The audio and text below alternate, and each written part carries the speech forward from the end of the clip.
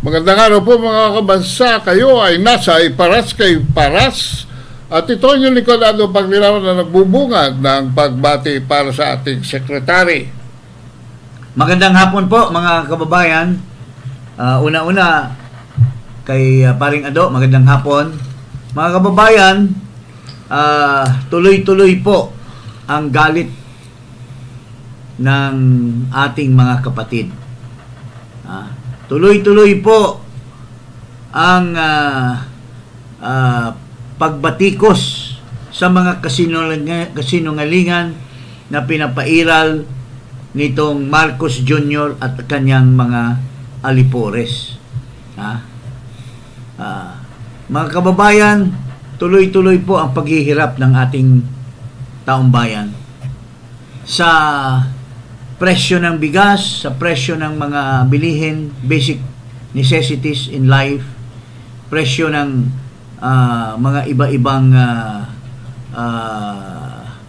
kailangan sa buhay tulad ng pamasahe, tulad ng gasolina, tulad ng kuryente. Ito po ay hindi po nabigyan ng pagtingin o pagsulba nitong mga problema na sana ito ay mabigyan ng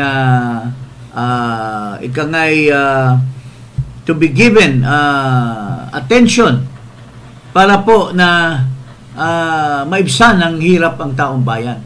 Ang inaatupag ni Marcos dahil sa takot niya na tuloy-tuloy ang pagbatikos, tuloy-tuloy ang pagbabato sa kanya ng mga tanong ng taong bayan at tuloy-tuloy ang pagdemanda sa kanya na patunayan na hindi siya ay isang drug addict, ay ginusto niya na ang buong puwersa ng gobyerno ay hihimukin si President Rodrigo Duterte.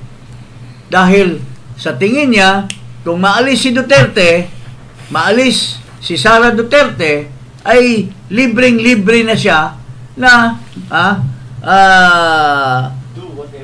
to do whatever he can, at sagasaan na niya ang karapatan ng taong bayan, freedom of speech, freedom of the people to express their sentiments, at freedom ng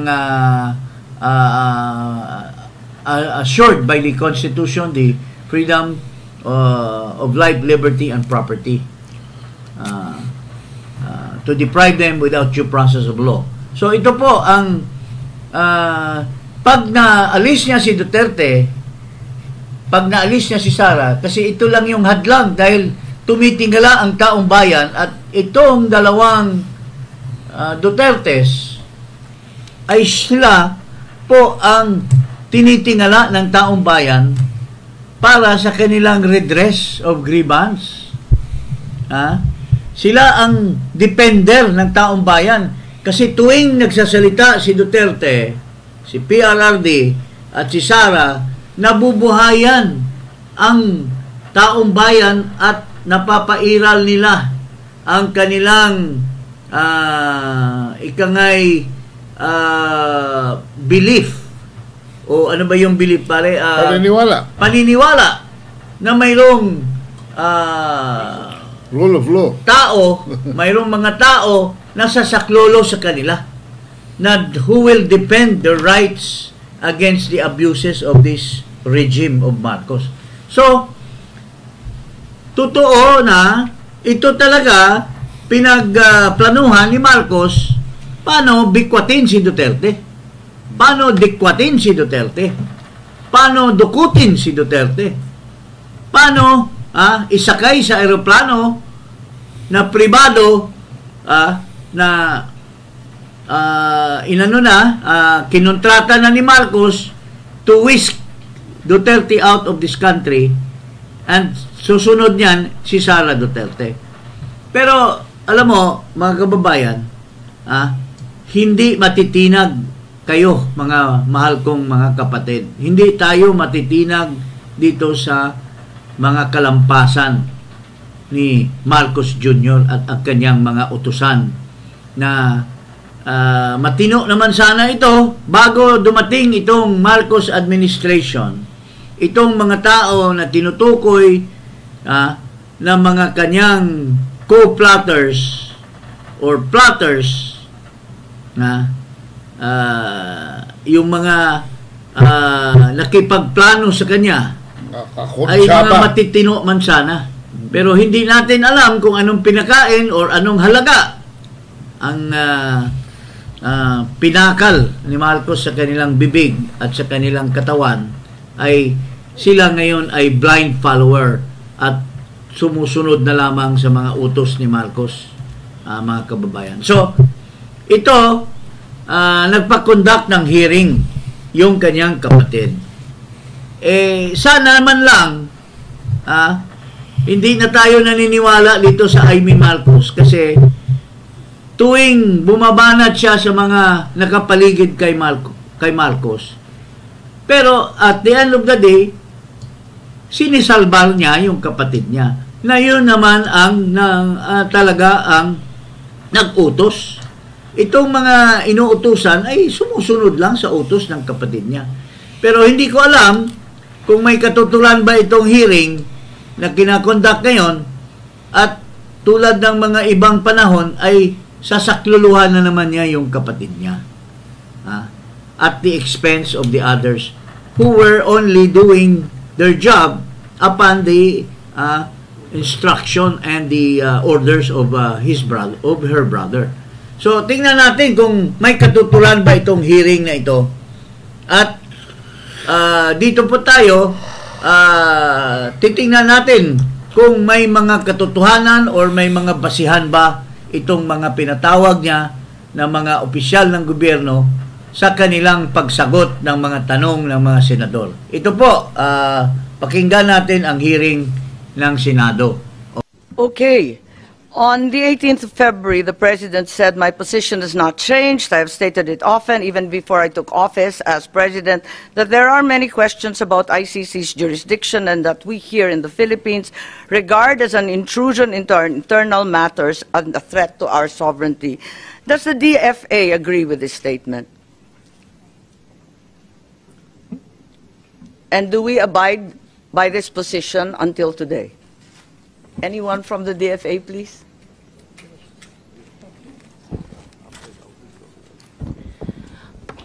Madam Chair, good morning. Yes, you recognize USEC. Yes, thank you. Well, as I speak right now, the Philippines is not a member of the ICC, and the DFA defers to the Department of Justice as the implementing agency when it comes to cooperation on ICC matters. Madam Chair. Tingnan mo itong Department of Foreign Affairs. Itong undersecretary. Hindi yata ito career official eh. Appointed lang yata ito. Kaya walang pagtingin sa continuity. Kaya yung kanyang sagot ay pabalang-balang. Can you imagine? The Department of Foreign Affairs is the department that deals with international relations, that deals with other countries. Bakit mo hindi mo sagutin at may ano na ba ito? May pag-uusap na ba na isa lang ang haharap at sasagot at tamimi lang kayo even if the question applies to your department ay hindi nyo sasagutin at ipapasa nyo lang sa isang Captain Ball na siyang sasalo at magsasagot. Magtatago si Ricky Manalo. Asan si Ricky Manalo? Nasaan yung Ricky Manalo? Dapat nandiyan ka, Ricky Manalo. Duduwag-duwag ka eh. Nasaan si Di Vega? Di Vega ba ito? Asawa ba yun yung Di Vega na isa, yung anak yung pinatay na na Marcos Sr. Si pangalan nun? Bakit ayaw mong sagutin? Kayo nakakaalam ng international relations. Kayo ang ng mga treaties and mga executive agreements. Bakit mo i-defer sa Secretary of Justice? Sinabihan na ba kayo na huwag kayong sumagot at ituturo nyo na lang sa Department of Justice ang pagsasagot. Nakakahiya naman kayo. Ha? Okay. Sige, tuloy mo. And the DOJ, having been referred to, may I call on Secretary Remulla, please, to clarify this issue. We are not members of the ICC, ma'am. So, whatever relationship we have with the ICC is on an arm's length basis if we have to talk to them. But we have never spoken to them. We have never spoken to Secretary, I them. didn't hear you. Whatever relationship we have It's on an arm's length basis, meaning very transparent if ever. But we have never spoken to them. arm's length. Yes, ma'am. So you have had contact even at No, ma'am. arm's length? We do not have any contact. What we're saying is we are very transparent about what we do, and we have never had any contact with the ICC. And this is all happening and could only have happened with the full cooperation of the Philippines government?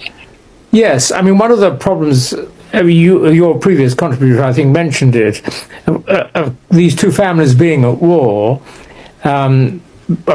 originally at peace together, then you wouldn't have expected the Marcoses to provide evidence against Duterte. Now that they're at war, we hear that Marcos is prepared to cooperate. The question then may include, or the questions then may include, whether evidence provided by the regime under Marcos will be clean evidence, or whether there's a risk of its being tainted before it ever arrives in The Hague. And the prosecutors in The Hague, I don't know to what extent, if any, they've been in the Philippines recently, but they will no doubt now be allowed in. And if they go in, will they be able to find evidence that they're satisfied is free of any taint because of any enthusiasm by Marcos to deepen the rift between the two families? So you uphold the statement of the President saying that the ICC has no jurisdiction here in the Philippines. Is that correct? Ma'am, jurisdiction of the ICC is throughout the world. We belong to a community of nations Regardless that of is those tied who are together by a legal system called international humanitarian law. It is something adopted by more than 150 countries in the world. International humanitarian law, which became a law in 2009 or 2010. And that law, that domestic law, is what we adhere to in this case. Are you referring to RA 9851? Yes, ma'am. Because you indicated the date of 2009, is that correct? Yes, ma'am. Thank you. So therefore, we are not members of the ICC. We are not members of the ICC since President Duterte withdrew our membership in 2018, effective 2019. Okay. That being the position of the DILG, I assume that Secretary Remulla in the DILG also maintains the same. Yes, ma'am. I defer to the wisdom of the Department of Justice. And the PNP, General Marbil, please. Yes, Madam Chair. Thank you. If that is therefore an unqualified yes, and you are in agreement with the President that the ICC has no jurisdiction whatsoever, what was the DOJ referring to as the ICC's jurisdiction in the Philippines being different from us being a member? What is the distinction, please? Ma'am, the ICC tries people for individual crimes, not states. So the Philippines, as a state, cannot be called upon by the ICC to do something for them. But when the ICC is running after individuals who are Filipino citizens, then that obligation becomes another kind of obligation. So that therefore the Senate ratification of the ICC at the time that it was ratified is of no weight. Regardless, you will fall under the jurisdiction of the ICC, under Well, for the so-called individuals- international Yes, madam. humanitarian- that is your belief, DOJ? Yes, madam. When there are Regardless of individuals being a party or being not when being a party? there are individuals being asked by the ICC to explain, it is another matter. As a state is different from an individual. We all know that we have to I think that is the not the individuals question. being charged by the ICC will have to face the ICC. I'm perplexed. The DFA made it very clear that as we withdrew, we are no longer a state party to the treaty, and now you're saying that we can nevertheless fall under the ICC, under the generic rubric of international humanitarian law. So it doesn't matter whether you sign or do not sign, whether Yes, you ma'am. ratify It or doesn't do not matter, ma'am. ratify. It doesn't makes no matter. difference. Doesn't make any difference anymore. Are you certain? I'm certain. Are you referring to RA 9851? Yes, ma'am. Because you indicated the date of 2009, is that correct? Yes, ma'am. Thank you. So therefore, we are not members of the ICC. We are not members of the ICC since President Duterte withdrew our membership in 2018, effective 2019. Okay. That being the position of the DILG, I assume that Secretary Remulla in the DILG also maintains the same. Yes, ma'am. I defer to the wisdom of the Department of Justice. And the PNP, General Marbil, please. Yes, Madam Chair. Thank you. If that is therefore an unqualified yes, and you are in agreement with the President that the ICC has no jurisdiction whatsoever, what was the DOJ referring to as the ICC's jurisdiction in the Philippines being different from us being a member? What is the distinction, please? Ma'am, the ICC tries people for individual crimes, not states. So the Philippines, as a state, cannot be called upon by the ICC to do something for them. But when the ICC is running after individuals who are Filipino citizens, then that obligation becomes another kind of obligation. So that therefore the Senate ratification of the ICC at the time that it was ratified is of no weight. Regardless, you will fall under the jurisdiction of the ICC, under Well, for the individuals- so-called international. Yes, madam. humanitarian- that is your belief, DOJ. Yes, madam. When there are Regardless of individuals being a party or being not when being a there are party. individuals being asked by the ICC to explain, it is another matter. As a state is different from an individual. We all know that we have to. I think that is the not the individuals question. being charged by the ICC will have to face the ICC. I'm perplexed. The DFA made it very clear that as we withdrew, we are no longer a state party to the treaty, and now you're saying that we can nevertheless fall under the ICC, under the generic rubric of international humanitarian law. So it doesn't matter whether you sign or do not sign, whether Yes, you ma'am. ratify It or doesn't do not matter, ma'am. ratify. It doesn't makes no matter. difference. Doesn't make any difference anymore. Are you certain? I'm certain. So, tuloy natin yung mga investigasyon ni Ginang Amy, and I hope Kasi na binabanggit itong si yung- Amy Marcos bumubulusok na yung kanyang Konsensya. hindi, bumubulusok na yung kanyang kandidatura. Kailangan niyang buhusan, kailangan niya isalba, at ang taong bayan pwede niya ngayong gamitin para mapataas yung kanyang rating. So that's why she's investigating. But the people will not succumb to just mere showing or acting. Pakita mo talaga dito, Amy, na ang tutumbukan natin yung kapatid mo. Ha? Kasi siya ang namumuno dito sa conspiracy na kidnapin si Pangulong Duterte. O, sige, patuloy natin yung commentary natin dito sa hearing ng Senado. Okay, Attorney Saret, please, from DFA. Is that the position of the DFA? Madam Chair, I concur with my USEC, the current acting SFA, that as far as we are concerned, we're no longer members of the ICC, ma'am. And as non-members, can we possibly fall under the jurisdiction of the ICC under the rubric of international humanitarian law? Is that correct? Yes, ma'am, I think, because we, under the... What's the use of signing or ratifying a treaty if it bears no weight? Yes, I defer, ma'am, to Secretary Remulla. May I? This one, ma'am. I think it's your purview, your DFA. Yes, ma'am. But yes, ma'am, technically we are no longer a member of the ICC, but we might be obligated under residual jurisdiction as what the Supreme Court in one case already mentioned, that we still have residual jurisdiction. Thank you, Madam Chair. Yes, Madam Chair, if I may.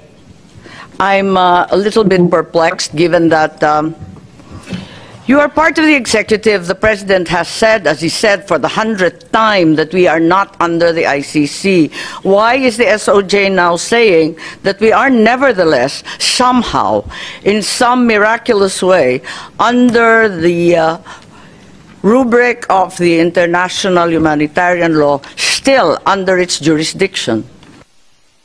Your Honor, it is not the Philippines that is under the jurisdiction. It is the individuals who are charged by the ICC, which is under the jurisdiction. There is a distinction, ma'am. Please explain. As non-members of the ICC, and as a state, the ICC has no jurisdiction over us as a country. But over the individuals who may have committed crimes that violate international humanitarian law, that is a universal value being held by the whole world today. That people cannot cross borders and hide behind boundaries so that they can run away from the law. International humanitarian law is something adopted. The principles are adopted by more than 150 countries throughout the world, Your Honor. Are you of the position, therefore, that international humanitarian law, as you said, is customary law? Is that the consideration? It is already customary law now. As we speak, it has become customary law throughout the world. Are you aware that procedural and admin matters do not form part of customary law? Surely the Secretary is well aware that procedural and administrative matters will still have to comply with the laws of the land. Of course, Madam, this goes without saying. Administrative matters and other processes will still be in observance, will still be under the processes of the laws of the land. So, granting yun. What happens here? Yun. What happens here? Presuming na yung sinasabi niya acceptable yun, which is not really true. But with due respect, patuluyan natin yung sinasabi niya. Yung pagdakip, covered pa rin ng ating batas. Yung pagdakip, because it's still covered by our Constitution, by our laws. Under the Constitution, yung arrest, hindi basta-basta you can just arrest without giving due process to the person. And to determine due process, there must be a court of law that should state whether tama ba yung arrest na yan o hindi. So, maski humanitarian, ano bang tawag? Ano sinasabi? International humanitarian law being now a customary law, and customary law does not include individuals. Hindi, it does not include administrative. Administrative. Dito sa so, moving forward. Mga administrative are covered by local laws, including the Constitution of the Philippines. Especially the procedures. So, protected pa rin ang Pilipino. Pero, sinabi na natin earlier na hindi mo pwedeng i-separate dahil ang state at ang tao ay walang state kung walang tao. Walang state kung walang tao. The totality of the people is what comprise the state, and sovereignty resides in the people. Oh. So, a state has sovereignty because because of the people that comprise it, di ba? So anyway, tama po 'yon. Ang NCB Manila ang tumanggap po at 3 o'clock in the morning nung diffusion na sinasabi na may warrant of arrest na po ang ating dating Pangulo, at yun po ang ginamit namin, pinan-out namin. Tapos pinadala ninyo kaagad sa kapulisan? Law enforcement agencies po ang mga pinadala natin, ang National Bureau of Investigation, ang Philippine National Police, ang Bureau of Immigration, at pinadalang ko rin po ang Department of Justice. Okay. Maraming salamat. At may dadagdag yata si Secretary John Vic. Wala na, ma'am. Wala na, ma'am. Okay.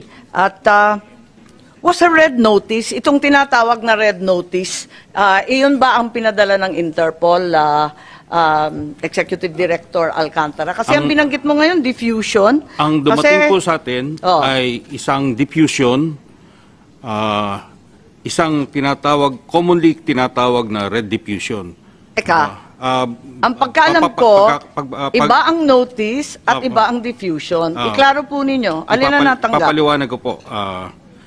Ipapaliwanag ko po. Ang red notice po ay a request for international police cooperation that has been applied for by a member country or entity that are distributed to every member of the organization. Opo, alam natin yon. Okay, pero ang sabi kanina, red notice ang natanggap. Ngayon ang sinasabi mo, hindi red notice, kundi diffusion lamang. Tama po. Alin ba talaga? Diffusion po. Walang red notice. Nagkakaroon po ang general public or everybody ng pero alam natin na hindi magkapareho yun. It's equivalent po to a red notice. Hindi po. Ang mas alam ninyo ito sa akin. Ang diffusion po hindi red notice. Tingnan lang natin ang website.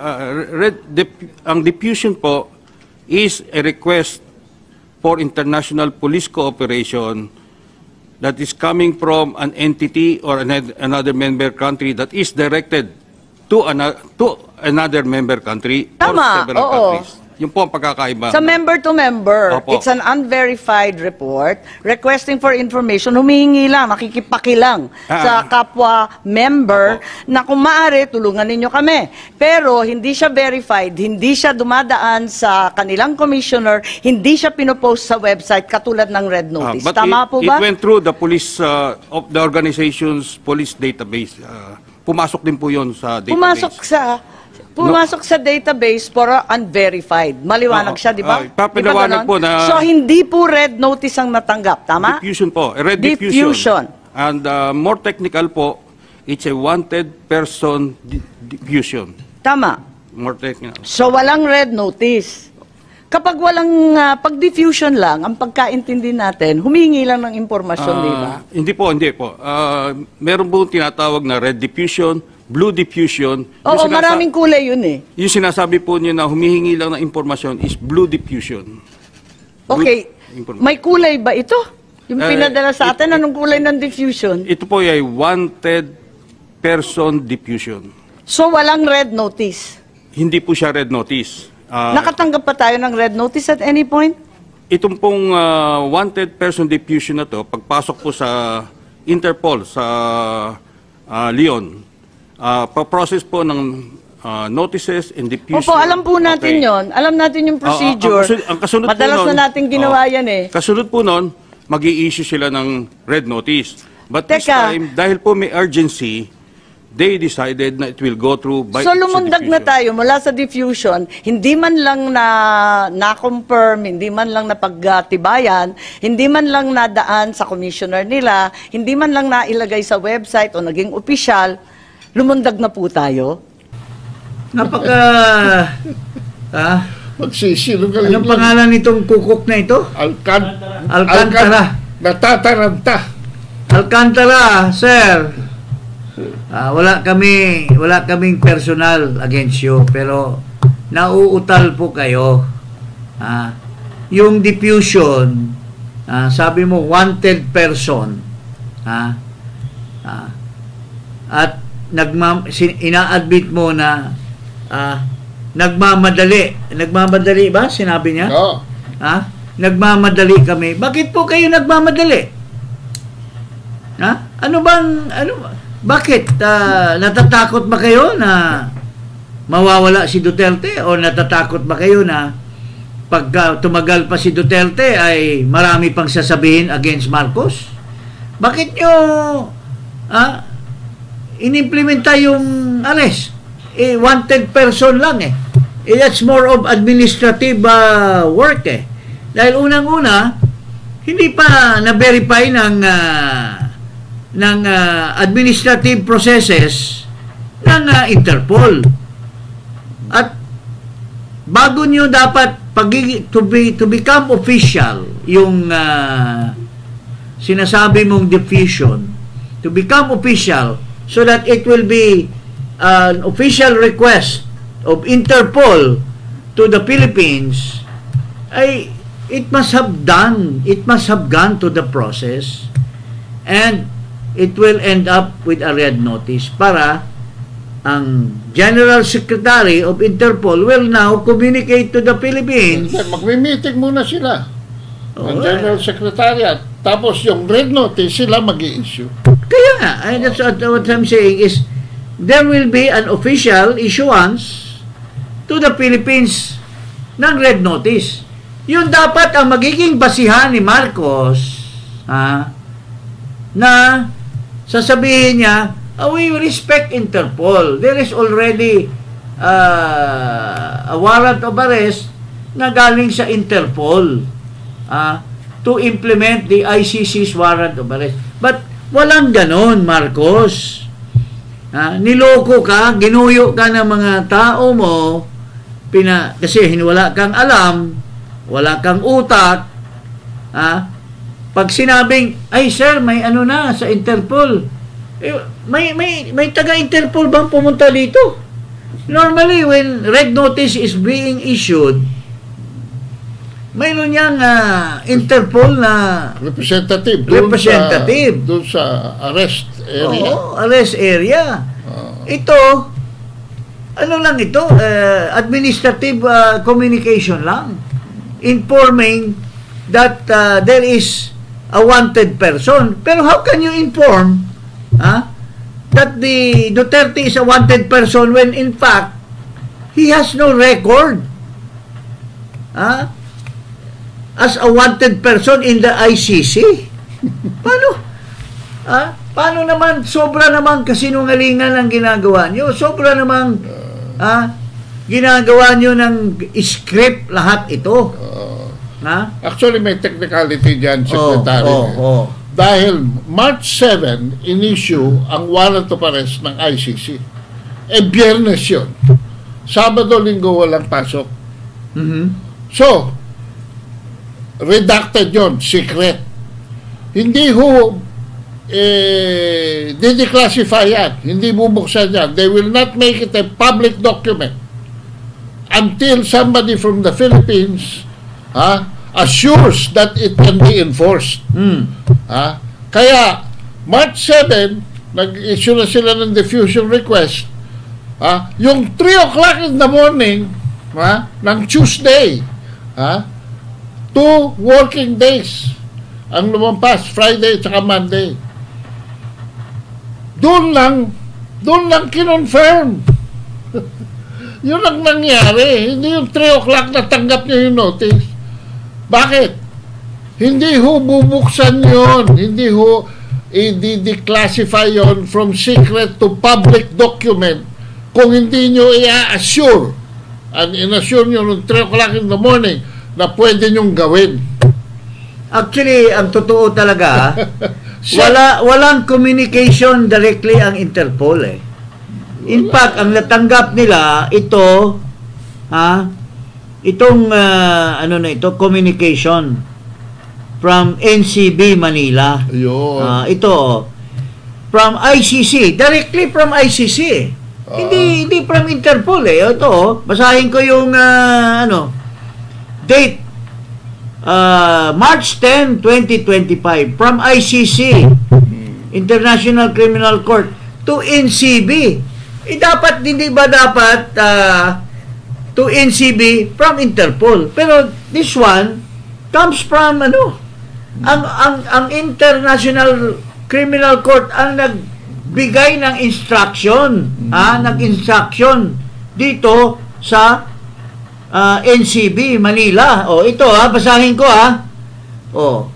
kaya paltos yung sinasabi nyo, paltos yung sinasabi ni Marcos na ang Interpol nirirespeto. Hindi po Interpol ang nagsabi sa inyo na hulihin nyo si Duterte. Ito direkta galing sa ICC. Ito from ICC, International Criminal Court, date 3/2025, March 10, 2025, to NCB Manila, Philippines. Importance high. Duterte R00 RIGO ROA DOB 3/28/1945, wanted NCB message reference W1800394, 225 Interpol file number 2025-19258, particular request. Please, ito galing sa ICC ito kasi from ICC please arrest the subject of the diffusion of this diffusion. This diffusion is transmitted after prior consultation with the government of the Philippines, who has agreed to comply with this request for arrest. This diffusion relates to the international warrant of arrest reference in this diffusion, which has also been formally transmitted to the government of the Philippines. Mayroon bang Interpol dito? Wala po ang Interpol. Ang ginawa lang ng Interpol, tinransmit lang nila yung letter ng ICC. Hindi address sa Interpol, mga kababayan. The letter of ICC is directly directly to the NCB. What does diffusion mean? Ang meaning po ng diffusion, ikalat ninyo. To diffuse. So, wanted lang. Walang, So, ang sinasabi dito talaga, walang Interpol, Marcos. Niloko ka lang. Binasa mo sana yung sulat na ang ICC mismo ang nagbigay sa Pilipinas. So, yun po mga kababayan, makinig po kayo sa kasinungalingan nitong mga tao ni Marcos, at si Marcos is just a sitting duck. Wala pong kaalam-alam, pinidlang nila at nagbigay ng press con. Anong sinasabi niya? At 3:30, I received a word from John Vic. Nandyan na daw yung warrant of arrest coming from Interpol. Tapos, at 6 a.m., nandyan na, may kopya na tayo. Pero, hindi mo na-realize na niloko lang kayo. Walang red notice. It's just a diffusion. Just to inquire over a wanted person. So, yun ang role ng Interpol, para lang to inform. Pero ang ICC, yung kanyang sulat talagang directed to the Philippine government. Dahil ang sinasabi dito sa sulat, may usapan na kayo, Marcos, or yung mga tao mo, si Rimulya, pumunta doon sa siguro yun ang nagmaniobra sa ICC na bigyan na ipatupad na yung warrant of arrest. Kaya ang sinabi ng ICC to the NCB ay direkta. Pareng, ano masabi mo, pare? Well, at kasi silang i-fast break yan.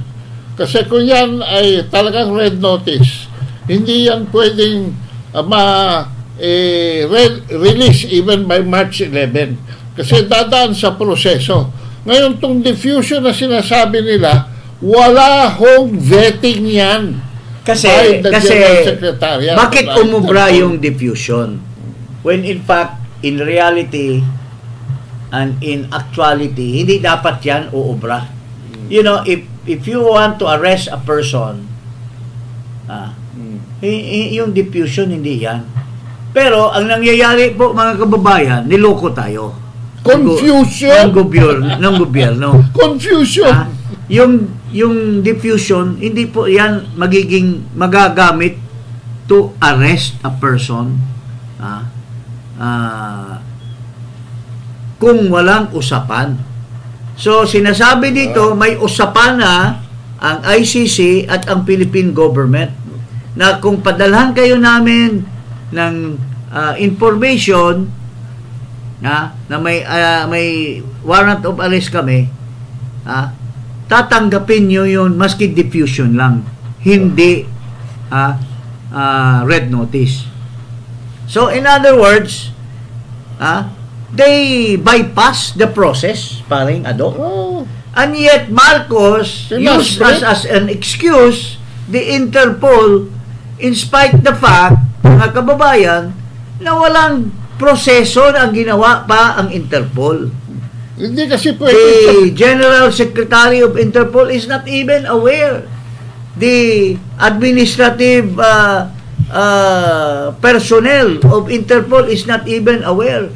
Doon lang yan sa website at binigyan lang ng kopya ang Pilipinas, and the copy of the letter says that it is the ICC telling the NCB to implement the arrest.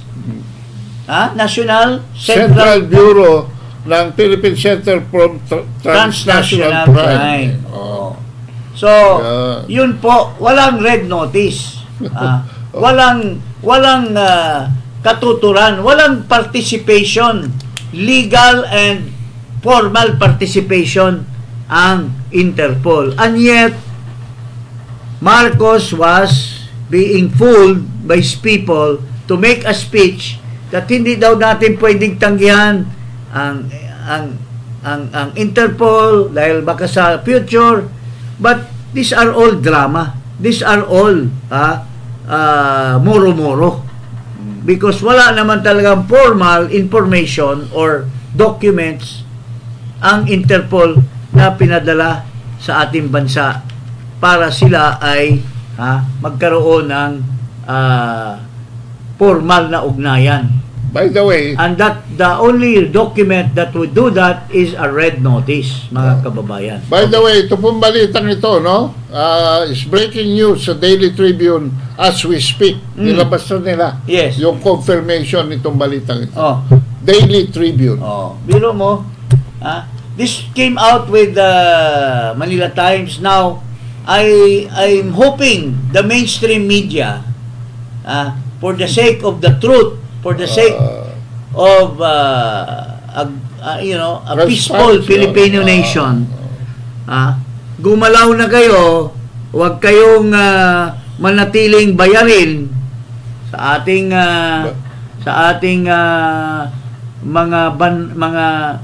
mga media practitioners. Kawawa naman ang ating bansa, mag-away-away dahil lang nagkakalukuhan, nagkakaroon ng kasinungalingan ang gobyerno, mga kababayan. Mayroon pang isang sinabi si Secretary Boyeng Remulla na under daw RA 9851 may option daw ang gobyerno. Sinasabi niya under the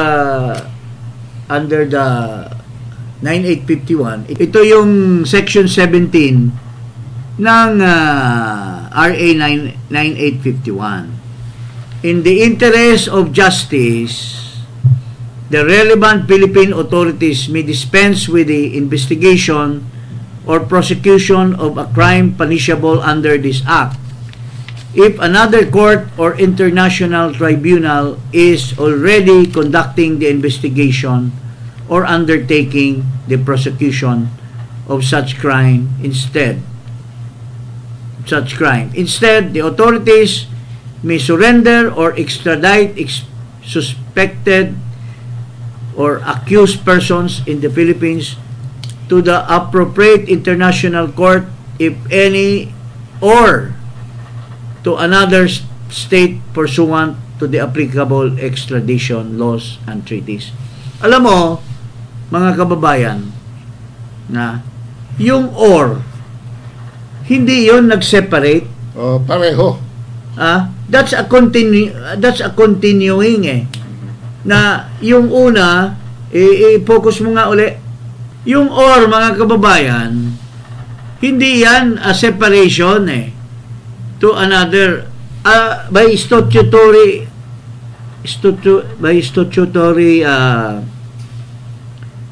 interpretation. Ito po yung sinasabi, suspected or accused persons in the Philippines to the appropriate international court. Kung wala yang if any, that should have read as to the appropriate international court pursuant to the applicable extradition laws and treaties. Yun ang dapat na naka-highlight, pursuant to the applicable extradition laws. Hindi mo pwedeng i-separate, otherwise magbabago yung tenor Either it is to an international court or to another state. It follows that in either case, it is still pursuant to the extradition laws and treaties. So, subject pa rin sa extradition law ng Pilipinas or sa treaty na pinirmahan, which at this moment, we are no longer a member. So, ang applicable lang extradition law. Oo. So, yung sinasabi niyang surrender, subject pa rin yan sa extradition laws of the Philippines. Pwede mong you will opt for the surrender, pero you are still subject to the extradition laws and treaties. Si Dilima ang gumawa niyang theory na yan. She did not include pursuant to the application extradition laws and treaties na ngayon ginagamit ni Boying. Mga kababayan, ang sinasabi ni Boying, pinaghiwalay niya yung ginamit niya yung or to separate, when in fact yung pursuant to treaties and extradition laws also covers the surrender of the person to the international court, but pursuant to existing extradition laws and treaties. Yun ang interpretation dyan. Surrender mo, extradite mo, is still pursuant. Because it will be absurd. Dapat bago mag-comment, tingnan muna yung purpose ng batas. Nung Congress. What is the purpose? Mahirap naman yung ipaubaya mo na lang sa buhaya sa international court kung walang safeguard to protect the interest of the Filipino citizen. Kaya the pursuant to extradition and treaties covers for both instance. That is the qualifying note, mga kabansa. No? At ito kasing 9851 ay nilimbag ng ating Kongreso kasi pag pumirma ka sa isang tratado, kailangan i-harmonize mo yung local law. So, nilabas nila itong 9851 at sabi nga nila, ang local version ng Rome Statute. Pero, nilagay nila pursuant to extradition laws and treaties. Kaya nga, Biko, kaya nga sinasabi mo nga, to apply for the any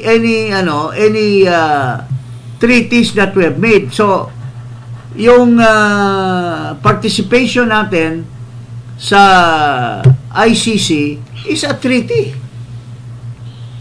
Ginugulo nila yung word. Yung membership natin consists of a treaty.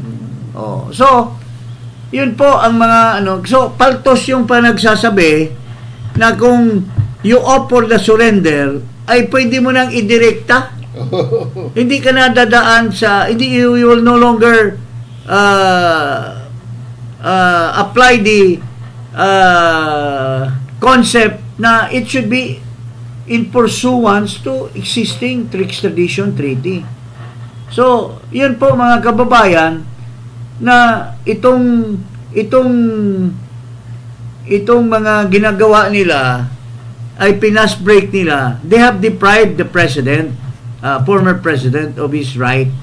Kasi kung in-apply man nila yung batas na yan, yung RA 9851, and the president, former President Rodrigo Duterte says,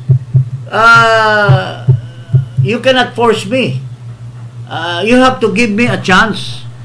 Kasi kung in-apply nyo yung batas na yan, it should still be interpreted by the court. Hindi yung ang mag-interpret, yung nag-implement ng warrant of arrest. It is the right of the citizen to have access to the court to interpret. Kasi kung ambiguous ang batas, paano naman ako? Ano yung karapatan ko? Hindi ako sasama dyan kasi magtanong muna ako sa korte kung tama ba itong interpretation nyo sa batas. Yung word na pursuant, tinanggal na yung ambiguity.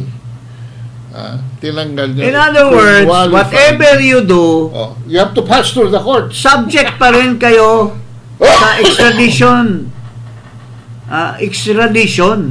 or any treaty. Kasi when you talk of extradition, that pertains to another country.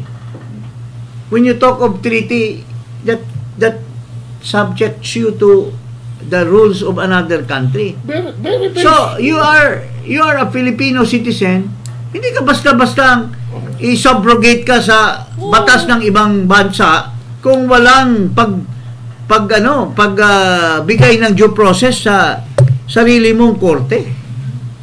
Ang pwede lamang mag-deprive ng liberty ay korte.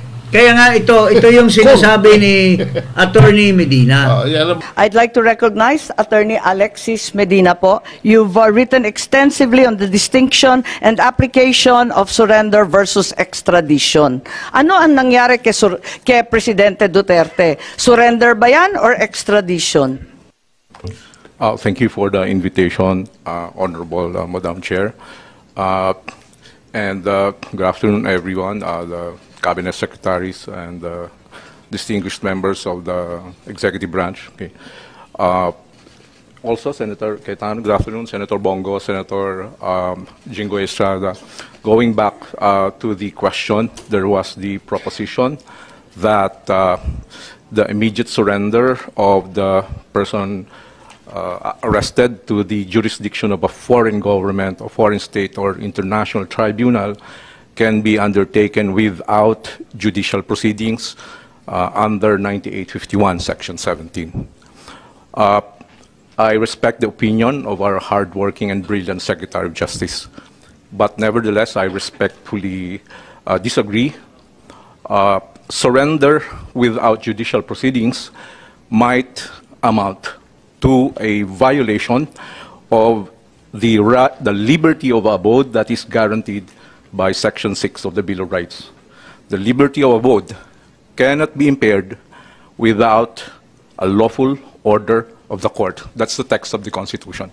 Now, this constitutional protection is a barrier for any government action that would simply compel an individual to change his residence. So to compel a person, to expel a person from his country of residence without a lawful court order by excluding the judicial process might amount to a violation of the liberty of abode. Now, surrender as an option under Section 17 is applicable only in very narrow situations. One is when the person to be arrested has already voluntarily surrendered to the custody of the national government, in which case that negates the necessity of the extradition process. The other option is when the person to be arrested is actually an alien, in which case there's no need to go through the extrajudicial process. It's only a deportation process which does not involve a court proceedings. So in those two instances, surrender without court proceedings would be possible. Other than those proceedings, it would be very difficult to maintain that that is sanctioned by the Constitution. So ang sinasabi po ninyo, dalawa lang pagkakataon na pwede mag-surrender. Kung yung mismong akusado at arestado ang nagsusumite sa pamahalaan, yun, pwede yun. Yes, Kusa niya yun. Yes. Ikalawa, kapag banyaga, Yes po. di naman Pilipino, Yes po. deport, executive action yun. Yes po. Mabilis, walang kailangan na korte-korte. Yes po. So yun lang, wala na pong ibang exception, wala na pong ibang sitwasyon kung saan pwedeng surrender. Kasi pinagpipilitan na sinurrender, sinuko ang Pangulong Duterte ng pamahalaan sa Interpol. Yun ang pagkaintindi ko sa sinasabi kanina. Sinasabi ninyo, hindi po pwede yun. Dalawang pagkakataon lang ang po pwede isuko ang isang Pilipino. Yung isa pa nga, hindi sa Pilipino. Attorney Medina po. Yes, thank you, Madam Chair. I stand by my statement. There may be possibilities that surrender can happen in other situations, but certainly surrender of a person necessarily requires the lawful order of the court. And this requirement is consistent with the policy of the Constitution that whenever there's a deprivation of liberty, court intervention, judicial proceedings, judicial process is a requirement because the right to liberty is placed in an exalted status in our constitutional system. Hindi po pwedeng, the Constitution does not contemplate exclusion of the court process in depriving a person of his right to liberty. Kung hindi pwedeng isuko ang isang Pilipino na hindi pumapayag, hindi naman voluntary, ang ibig mo sabihin, ang iba pang pagkakataon, extradition na. Yes, That's the only legal process to enforce surrender to the ICC. I-extradite na kapag Pilipino ka. Tama po ba? I agree, Madam Chair. Thank you. And extradition is a judicial proceedings. It involves judicial proceedings po. Okay. May I At respond? maliwanag din dito, maski yung Interpol mismo, sinasaad na kinakailangan provisional arrest, extradition to be applied for in conformity with national laws. Sinasabi nga sa ating konstitusyon, sa ating Korte Suprema lamang at sa mga iba't iba pang korte. Kasama pa ba yung korte sa ICC? If I may comment, Your Honor, can I give the context for my statements? Yes, please. Yeah, okay. My apologies, I had to answer the question directly. I was invited on the basis of a post I made online, a legal opinion on the arrest of the former president. I'd like And also your qualifications as an international lawyer. No, I actually am a teacher of constitutional law. I taught at San Sebastian College, Recoletos, Manila, the Polytechnic University of Manila, and the New Era University. I also give lectures for bar review examiners. Okay. Well, when I posted legal opinion of the rest of the president, to my surprise, it gained public traction. And my objective in posting that is really for academic discourse, not for any legal or political advocacy. I'd like to make it clear to everyone in the room, I am not here as a partisan. Okay, I am not involved in any political activity. My views that I posted are from the detached perspective of an academic. Full disclosure po, I've never met you before. Yeah, opo. I've only read you. Thank you. Thank you po. And to be honest po, 2016, I did not even vote for the former president. I was counsel for Grace Poe. Okay, so Senator Grace Poe. So my view that the arrest and detention and expulsion of the former president may have infringed several constitutional guarantees in favor of the former president. Thank you.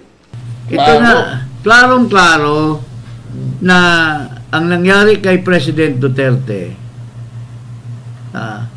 ay hinuli nila on the basis na mayroong batas, yung RA 9851, at mayroon doong provision na pinili nila either extradition or surrender. So, surrender daw. Pero,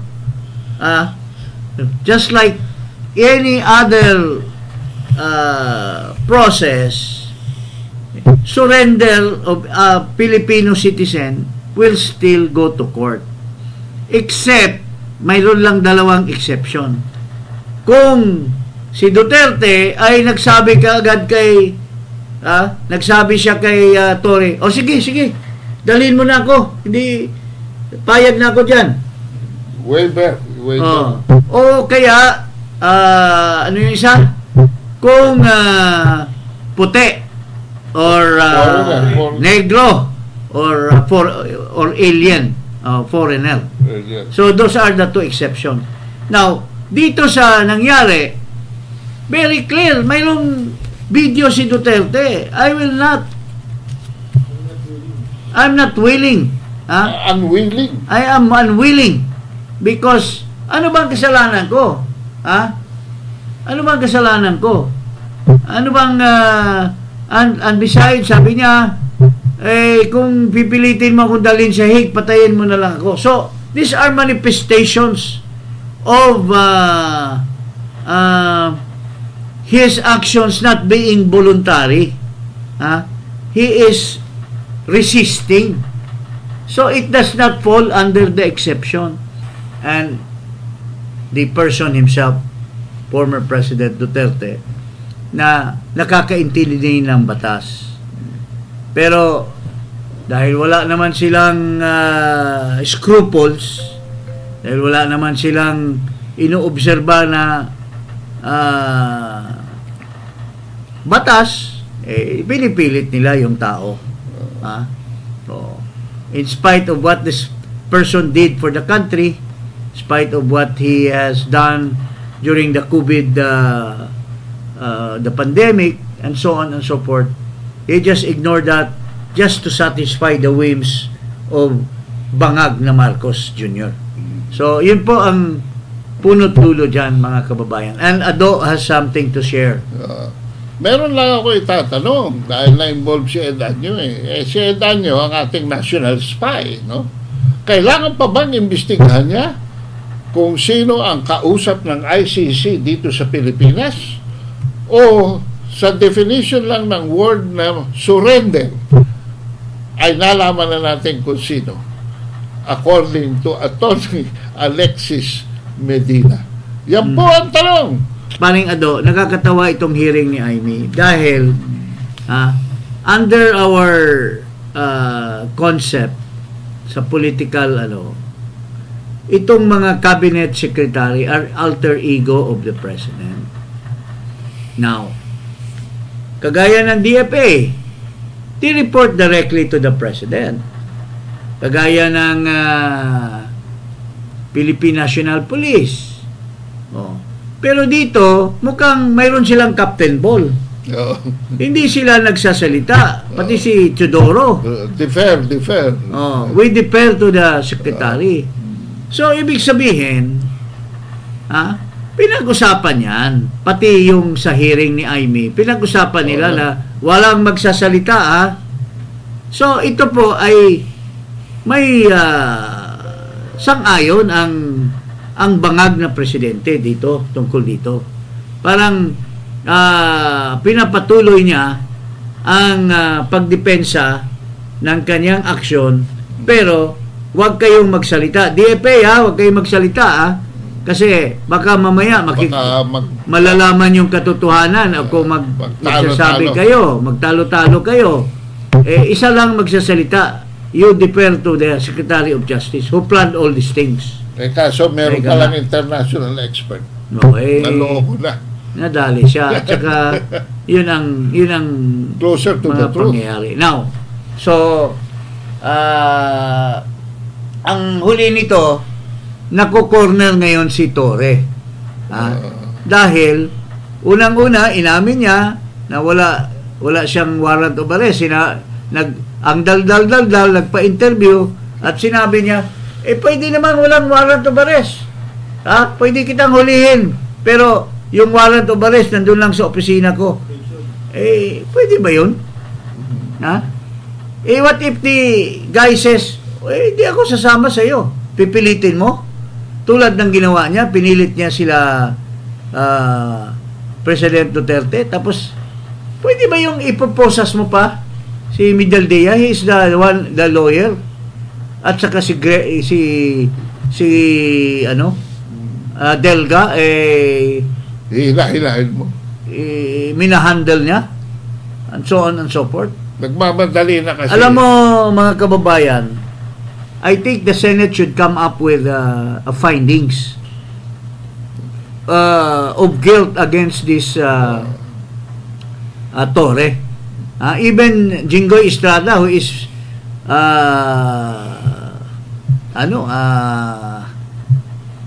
favoring Marcos all the time, in this particular case, he has not defended Torre's actions. Nag-identify kasi siya sa nangyari sa tatay niya. So at least man lang may konting righteousness ito si Jinggoy. Dapat siguro ang mangyayari nito, dapat the committee of Amy Marcos should recommend for the prosecution of Torre. Kasi very obvious yung ginawa niya. Wala yan sa police regulation yung ginawa niya. It's done overboard, mga kababayan. So, to have justice in this country, people like this, mga police na ganyan, mga scalawags sa mga aksyon nila, ay kailangan they should not be above the law, mga kababayan. Okay. Huwag kalimutang mag-subscribe dito sa Iparas kay Paras at i-click ang notification bell. Maraming salamat po. Kayo ay nasa Iparas kay Paras.